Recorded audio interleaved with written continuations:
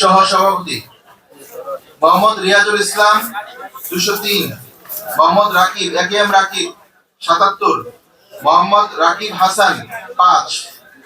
সাধারণ সম্পাদক আব্দুল আলিম আরিফ 178, শাহ আহমদ রেজা 61, খাদিজাতুল কুবরা 32।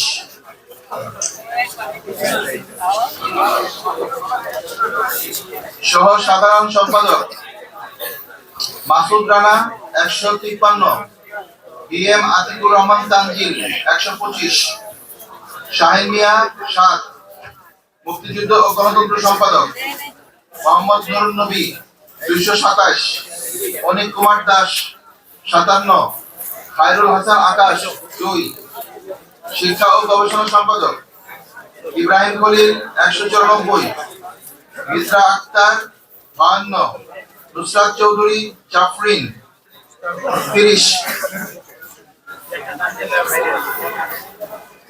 বিজ্ঞান ও প্রযুক্তি সম্পাদক মোহাম্মদ সুজিমন খাতুন 193, মোহাম্মদ মাশফিকুল ইসলাম রাইন 49, মোহাম্মদ তানভীর মাহমুদ শিহাব 23। স্বাস্থ্য ও পরিবেশ সম্পাদক মোহাম্মদ তারেক 135, নূর মোহাম্মদ 114, মোহাম্মদ আল শাহরিয়ার শাওন 19।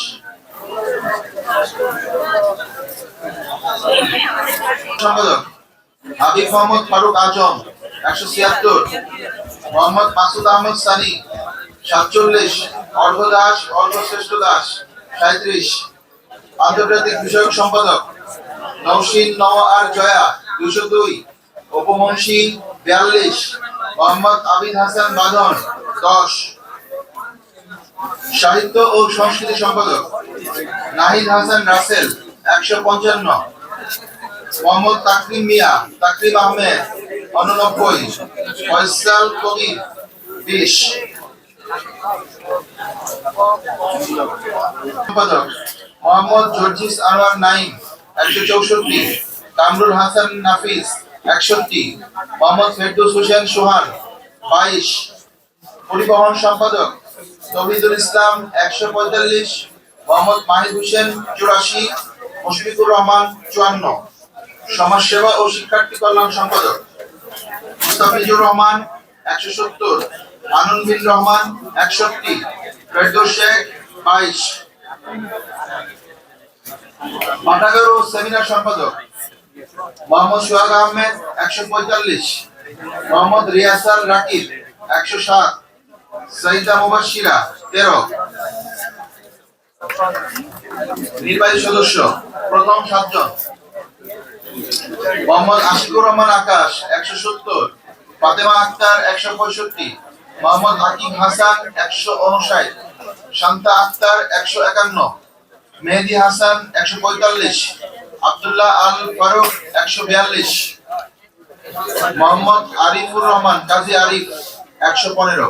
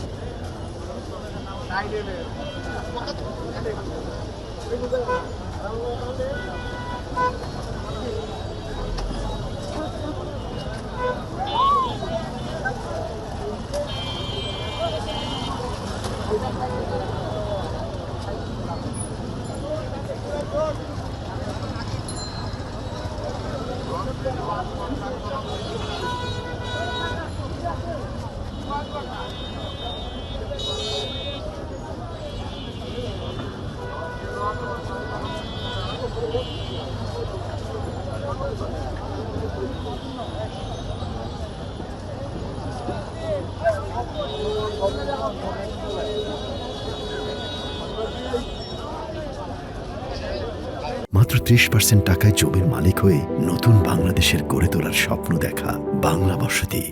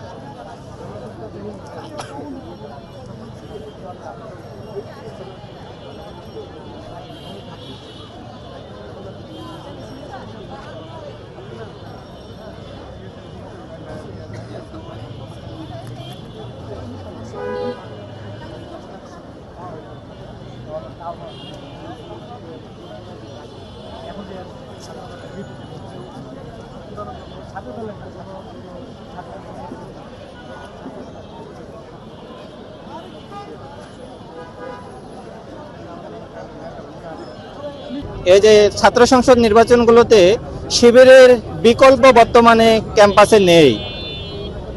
বিকল্প না থাকার কারণেই ছাত্র শিবিরের ভূমিধস যে বিজয়গুলা এগুলা অর্জিত হচ্ছে, বা নির্বাচনে বিকল্প প্রার্থী হিসাবে যাদেরকে আমরা বিকল্প মনে করতেছি বা যারা বিভিন্ন প্যানেলে জোট করে আসতেছে